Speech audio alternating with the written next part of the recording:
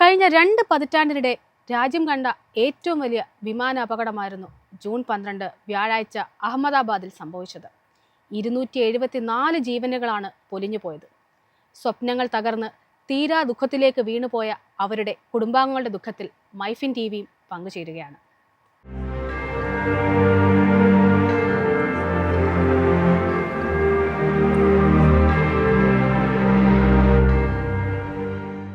നമസ്കാരം, വീക്ക്ലി ട്രെൻഡ്സെറ്റേഴ്സിലേക്ക് സ്വാഗതം.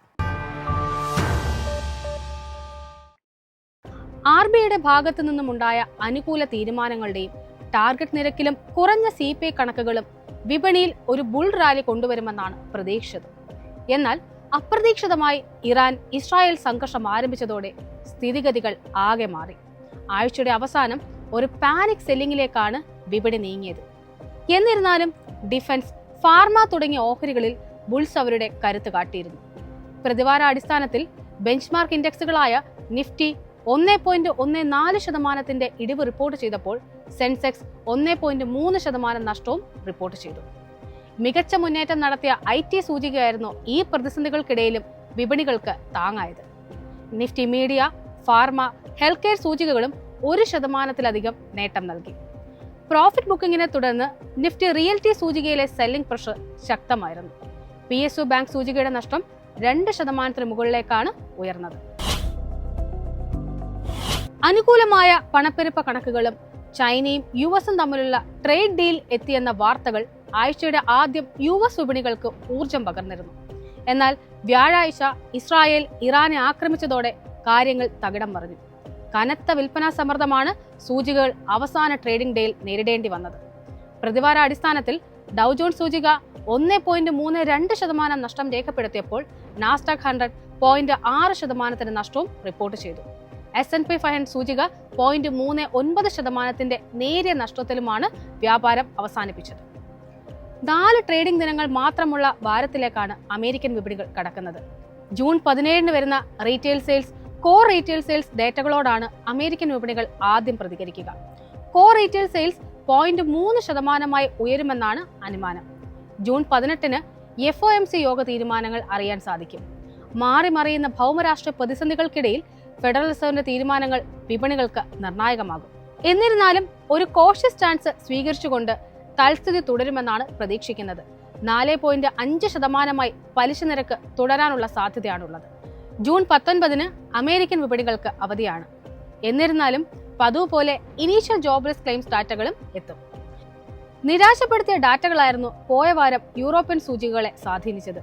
പ്രതിവാരാടിസ്ഥാനത്തിൽ ഡാക് സൂചിക 3.24% ഇടിവ് രേഖപ്പെടുത്തിയപ്പോൾ CAC 40 1.54% ഇടിവാണ് റിപ്പോർട്ട് ചെയ്തത്. FTSE 100ലും ഫ്ലാറ്റ് ടോണിൽ 0.02% ഇടിവും റിപ്പോർട്ട് ചെയ്തു. ജൂൺ 18 വരുന്ന ബ്രിട്ടന്റെ CPI ഡാറ്റകളോടായിരിക്കും യൂറോപ്യൻ വിപണികൾ ആദ്യം പ്രതികരിക്കുക. അന്ന് തന്നെയാണ് യൂറോസോണിന്റെ CPI, കോർ CPI ഡാറ്റകളും എത്തുന്നത്. മാറ്റങ്ങൾ ഒന്നുമില്ലാതെയുള്ള ഡാറ്റയാണ് പ്രതീക്ഷിക്കുന്നത്. തുടർന്ന് ജൂൺ 19 ബാങ്ക് ഓഫ് ഇംഗ്ലണ്ടിന്റെ MPC യോഗ തീരുമാനങ്ങളും അറിയാൻ സാധിക്കും. കഴിഞ്ഞ തവണത്തെ പലിശ നിരക്ക് 4.25% എന്നതായിരുന്നു. ഈ നിരക്ക് നിലനിർത്തിക്കൊണ്ടുള്ള പ്രഖ്യാപനം തന്നെയാണ് ബാങ്ക് ഓഫ് ഇംഗ്ലണ്ടിന്റെ ഭാഗത്തുനിന്നുണ്ടാകാൻ സാധ്യത. തുടർന്ന് ജൂൺ 20 ബ്രിട്ടന്റെ റീറ്റെയിൽ, കോർ റീറ്റെയിൽ സെയിൽസ് കണക്കുകളും അറിയാൻ സാധിക്കും. ഇതുകൂടാതെ ജർമ്മനിയുടെ PPI ഡാറ്റയും അന്ന് തന്നെ എത്തും.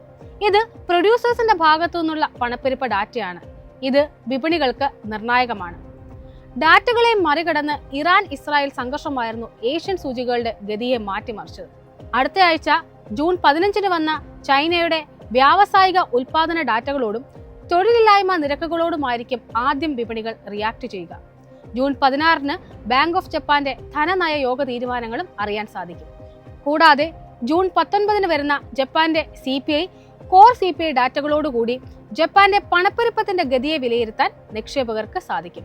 ഒപ്പം അന്ന് തന്നെ പീപ്പിൾസ് ബാങ്ക് ഓഫ് ചൈനയുടെ ലോൺ പ്രൈം നിരക്കുകളും പ്രസിദ്ധീകരിക്കും. ഇതോടെ ഏഷ്യയിലെ പ്രധാന ഇക്കോണമികളുടെ സെൻട്രൽ ബാങ്കുകൾ പണപ്പെരുപ്പത്തെ എങ്ങനെയാണ് നിരീക്ഷിക്കുന്നതെന്ന് നിക്ഷേപകർക്ക് മുന്നിൽ വ്യക്തമാകും. ഉദിച്ചുയർന്ന ഇറാൻ ഇസ്രായേൽ യുദ്ധത്തിന്റെ പശ്ചാത്തലത്തിൽ വലിയ ഉയർച്ചയാണ് പോയ വാരം ക്രൂഡ് വിലയിൽ കാണാൻ സാധിച്ചത്.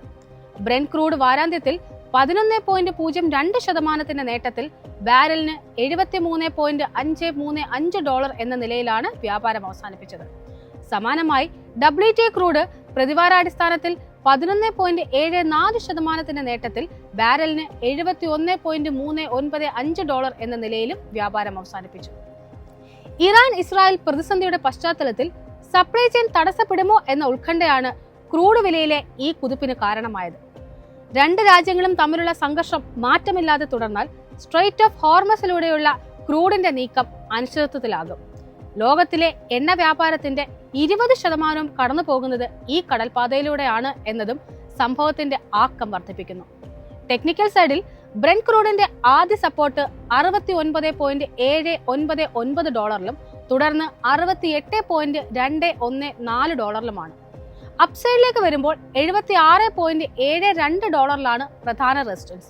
ഇത് മറികടക്കാൻ സാധിച്ചാൽ $78.81 റെസിസ്റ്റൻസായി ആക്ട് ചെയ്യും. ഫിബനാച്ചി റീട്രേസ്മെന്റ് ലെവലുകൾ അനുസരിച്ച് WTI ക്രൂഡിന്റെ ആദ്യ സപ്പോർട്ട് $64.648 തുടർന്ന് $63.788 തുടർന്ന് $60.394 സപ്പോർട്ട് പരിഗണിക്കാവുന്നതാണ്. മറുവശത്ത് $74.648 ആദ്യ റെസിസ്റ്റൻസ് പ്രതീക്ഷിക്കാം. ഈയൊരു ലെവൽ മറികടക്കാൻ സാധിച്ചാൽ $78.527 ലെവലുകളും റെസിസ്റ്റൻസായി പരിഗണിക്കാവുന്നതാണ്. സ്വർണ്ണവില പ്രതിവാരാടിസ്ഥാനത്തിൽ 3.75% ഉയർന്ന് ട്രോയ് ഔൺസിന് $3433.35 എന്ന നിരക്കിലാണ് വ്യാപാരം അവസാനിപ്പിച്ചത്. ഇസ്രായേൽ ഇറാൻ സംഘർഷവും അതിനെ തുടർന്ന് ഇൻവെസ്റ്റേഴ്സ് സേഫ് ഹെവൻ ആയിട്ടുള്ള സ്വർണത്തിലേക്ക് തിരിഞ്ഞതുമാണ് സ്വർണ്ണവില വർധനവിന്റെ പ്രധാന കാരണം.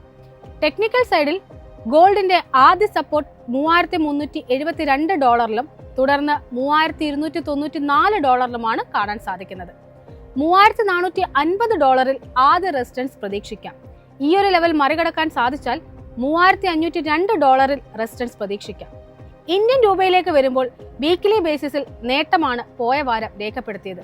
0.41% നേട്ടത്തോടെ 86.09 എന്ന ലെവലിലാണ് രൂപ വ്യാപാരം അവസാനിപ്പിച്ചത്.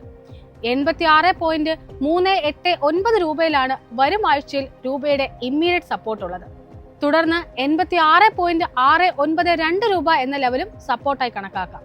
മറുവശത്ത് 85.489 രൂപ എന്ന ലെവലിൽ റെസിസ്റ്റൻസ് പ്രതീക്ഷിക്കാം. തുടർന്ന് 85.203 രൂപയും റെസിസ്റ്റൻസായി പരിഗണിക്കാവുന്നതാണ്. പോയ വാരം വിപണിക്ക് നിർണായകമായത് ജൂൺ 12 CPI കണക്കുകൾ തന്നെയായിരുന്നു. മെയ് മാസത്തിൽ ഇന്ത്യയുടെ ഉപഭോക്തൃ പണപ്പെരുപ്പം പ്രതീക്ഷിച്ചതിലും കുറഞ്ഞു. 2019 ഫെബ്രുവരിക്ക് ശേഷമുള്ള ഏറ്റവും താഴ്ന്ന നിലയായ 2.82% CPI റിപ്പോർട്ട് ചെയ്തത്. വാർഷികാടിസ്ഥാനത്തുള്ള പണപ്പെരുപ്പം റോയിറ്റേഴ്സിന്റെ ശരാശരി പോൾ കണക്കായ 3% വർധനവിനേക്കാൾ താഴെയായിരുന്നു. ഏപ്രിലിൽ 3.16% CPI. ഭക്ഷ്യപണപ്പെരുപ്പം ഏപ്രിലിലെ 1.78% നിന്നും കുത്തനെ താഴ്ന്ന് മെയ് മാസത്തിൽ 0.99% റിപ്പോർട്ട് ചെയ്തു. ജൂൺ 16 രാജ്യത്തെ WPI കണക്കുകൾ പ്രഖ്യാപിക്കും. മെയ്യിൽ 0.85% നിന്നും ജൂണിൽ 0.8% എത്തുമെന്നാണ് അനുമാനം. അന്ന് തന്നെ WPI food, fuel, manufacturing, inflation ഡാറ്റകളും റിപ്പോർട്ട് ചെയ്യും. ജൂൺ 20 കറന്റ് അക്കൗണ്ട് ഡെഫിസിറ്റ് കണക്കുകളും പ്രഖ്യാപിക്കും. പൊതുമേഖലാ സ്ഥാപനങ്ങളിൽ നിന്നും RBIയിൽ നിന്നും ലഭിച്ച ലാഭവിഹിതം കാരണം കറന്റ് അക്കൗണ്ട് ഡെഫിസിറ്റ് കുറയാനുള്ള സാധ്യതയാണ് കാണുന്നത്. കഴിഞ്ഞ വർഷം കറന്റ് അക്കൗണ്ട് ഡെഫിസിറ്റായി രേഖപ്പെടുത്തിയത് GDPയുടെ -0.7%. അന്ന് തന്നെ RBIയുടെ MPC മീറ്റിംഗ് മിനിറ്റ്സും പുറത്തുവിടും. പതിവ് പോലെ തന്നെ ഫോറക്സ് ഡാറ്റ ജൂൺ 20 റിപ്പോർട്ട് ചെയ്യും. ജൂൺ 6 അവസാനിച്ച ആഴ്ചയിൽ ഇന്ത്യയുടെ വിദേശ നാണ്യ കരുതൽ ശേഖരം $5.17 ബില്യൺ ഉയർന്ന് $696.65 ബില്യൺ പോയ വാരം വിദേശ നിക്ഷേപ സ്ഥാപനങ്ങൾ അറ്റ വിൽപ്പനയാണ് നടത്തിയത്. FIIകൾ 1246.51 കോടി രൂപയുടെ വിൽപ്പനയാണ് രേഖപ്പെടുത്തിയത്. എന്നാൽ ആഭ്യന്തര നിക്ഷേപ സ്ഥാപനങ്ങൾ 18637.29 കോടി രൂപയുടെ അറ്റ വാങ്ങലായിരുന്നു നടത്തിയത്. നടപ്പ് വർഷം ഇതുവരെ DIIകൾ 3 ലക്ഷം കോടി രൂപയിലധികമാണ് നിക്ഷേപിച്ചത്. 2007 ശേഷമുള്ള രണ്ടാമത്തെ ഉയർന്ന വാർഷിക നിക്ഷേപമായിരുന്നു ഇത്. ഇനി IPO മാർക്കറ്റിലേക്ക് വന്നാൽ വരുന്ന വാരം ജൂൺ 20 ഓസ്വാൾഡ് പമ്പ്സ് ലിമിറ്റഡ് ഓഹരികൾ ലിസ്റ്റ് ചെയ്യും. 2003 സ്ഥാപിതമായ കമ്പനി പമ്പുകളുടെ നിർമ്മാണവും വിതരണം നൽകുന്നതിലുമാണ് ശ്രദ്ധ കേന്ദ്രീകരിച്ചിരിക്കുന്നത്. ജൂൺ 13 ആരംഭിച്ച ഇഷ്യൂ അവസാനിക്കുന്നത് ജൂൺ 17 ഇഷ്യൂവിലൂടെ 1387 കോടി രൂപയാണ് കമ്പനി സമാഹരിക്കാൻ ലക്ഷ്യമിടുന്നത്. ഇതിൽ 890 കോടി രൂപ കമ്പനി സമാഹരിക്കുന്നത് 1.45 കോടി ഓഹരികളുടെ ഫ്രഷ് ഇഷ്യൂ വഴിയാണ്. 497.34 കോടി രൂപ സമാഹരിക്കുന്നത് 0.81 കോടി ഓഹരികളുടെ ഓഫർ ഫോർ സെയിൽ വഴിയാണ്. IPO മാർക്കറ്റിൽ അടുത്ത ആഴ്ച സബ്സ്ക്രിപ്ഷനുമായി എത്തുന്നത് ആരിസ് ഇൻഫ്ര സൊല്യൂഷൻസ് ലിമിറ്റഡ് ആണ്. 2021 സ്ഥാപിതമായ company tech driven B2B construction material മാർക്കറ്റിംഗിലാണ് ശ്രദ്ധ കേന്ദ്രീകരിക്കുന്നത്. ജൂൺ 18 ഓപ്പൺ ആകുന്ന കമ്പനിയുടെ IPOയുടെ സബ്സ്ക്രിപ്ഷൻ അവസാനിക്കുന്നത് ജൂൺ 20 പ്രൈസ് ബാൻഡ് നിശ്ചയിച്ചിരിക്കുന്നത് 210 രൂപ മുതൽ 222 രൂപ വരെയാണ്. ജൂൺ 25 ഓഹരികൾ ലിസ്റ്റ് ചെയ്യുക. വെള്ളിയാഴ്ച പ്രീ മാർക്കറ്റിൽ 400 പോയിന്റ്സിനടുത്ത് ഗ്യാപ് ഡൗൺ ആയി ഓപ്പൺ ചെയ്തെങ്കിലും ക്ലോസിംഗിൽ ഏകദേശം 169.6 പോയിന്റ്സിന്റെ അതായത് 0.68% ഇടിവോടെയാണ് ട്രേഡിംഗ് അവസാനിപ്പിച്ചത്. അതായത് നിഫ്റ്റി 24,500 മുകളിൽ സസ്റ്റെയിൻ ചെയ്യാൻ സാധിച്ചത് സൂചിക ടെക്നിക്കലി സ്ട്രോങ് ആയതുകൊണ്ടാണ്. എങ്കിലും ഇറാൻ ഇസ്രായേൽ ഇഷ്യൂ സോൾവ് ആകുന്നത് വരെ ഇന്ത്യൻ ബെഞ്ച്മാർക്ക് സൂചികകളിലും ബ്രോഡർ മാർക്ക് സൂചികകളിലും നല്ല വോളറ്റാലിറ്റി ഉണ്ടായേക്കാം. നിഫ്റ്റിയുടെ ഷോർട്ട് ടേം ട്രെൻഡ് നെഗറ്റീവ് ആണെങ്കിലും അത് പാനിക് സെല്ലിംഗ് കാരണമാണ് എന്നാണ് HDFC സെക്യൂരിറ്റീസിലെ അനലിസ്റ്റ് നാഗരാജ് ഷെട്ടി പറയുന്നത്. ഈ ഒരു കണ്ടീഷനിൽ 24,500 മുതൽ 24,470 വരെയുള്ള റേഞ്ച് സപ്പോർട്ടായും 24,800 മുതൽ 24,900 വരെയുള്ള റേഞ്ച് റെസിസ്റ്റൻസ് ആയും പരിഗണിക്കാമെന്നും അവർ പറഞ്ഞു വെക്കുന്നു. സൂചികയുടെ മീഡിയം ട്രെൻഡ് ഇപ്പോഴും ബുള്ളിഷായി തുടരുന്നുവെന്നും അദ്ദേഹം കൂട്ടിച്ചേർത്തു. SBI സെക്യൂരിറ്റീസിലെ അനലിസ്റ്റുകൾ പറയുന്നത് നിലവിലെ സ്ഥിതിയിൽ ഒരു ഡയറക്ഷണൽ കൺവിക്ഷൻ പറയാൻ ബുദ്ധിമുട്ടാണെന്നാണ്. ബുൾസും ബിയേഴ്സും ഒരുപോലെ അഗ്രസീവായ പൊസിഷൻ എടുക്കാൻ തയ്യാറാകാത്തതാണ് ഇതിന് കാരണം. അടുത്ത കുറച്ച് സെഷനുകളിൽ ഒരു ബ്രേക്ക് ഔട്ട് അല്ലെങ്കിൽ ഒരു ബ്രേക്ക് ഡൗൺ ഉണ്ടാകുന്നത് വരെ ട്രേഡർമാർ ഒരു wait and watch approach follow ചെയ്യണമെന്നും അവർ കൂട്ടിച്ചേർക്കുന്നു. ഇവിടെ 24,500 മുതൽ 24,450 വരെയുള്ള ലെവൽ സപ്പോർട്ടായും ടോപ്പ് സൈഡിൽ 24,850 മുതൽ 24,900 വരെയുള്ള ലെവൽ റെസിസ്റ്റൻസ് ആയി പരിഗണിക്കാമെന്നും അവർ സൂചിപ്പിക്കുന്നു.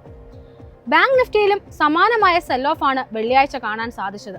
തുടക്കത്തിൽ ഒരു ഗ്യാപ് ഡൗൺ ഓപ്പണിംഗ് ഉണ്ടായെങ്കിലും ഏകദേശം 1% ഇടിവോടെയാണ് ബാങ്ക് നിഫ്റ്റി ക്ലോസ് ചെയ്തത്. ഇവിടെ 55,100 മുതൽ 55,000 വരെയുള്ള റേഞ്ച് സപ്പോർട്ടായും 55,700 മുതൽ 55,750 വരെയുള്ള ലെവൽ റെസിസ്റ്റൻസ് ആയും പരിഗണിക്കാമെന്നാണ് വിദഗ്ധർ പറയുന്നത്. ടെക്നിക്കലി മാർക്കറ്റ് കരുത്ത് കാട്ടുന്നുണ്ടെങ്കിലും അന്താരാഷ്ട്ര ഭൗമരാഷ്ട്രീയ പ്രശ്നങ്ങൾ നിലനിൽക്കുന്നിടത്തോളം കൃത്യമായ ഒരു ഗതി സ്വീകരിക്കാൻ വിപണി ശ്രമപ്പെടേണ്ടി വരും.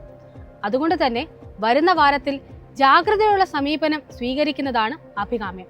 മാർക്കറ്റിന്റെ കൂടുതൽ ഡീറ്റെയിൽസും അപ്ഡേറ്റ്സുമായി തിങ്കളാഴ്ച രാവിലെ 8:30 മാർക്കറ്റ് പ്ലസിൽ കാണാം. നന്ദി, നമസ്കാരം.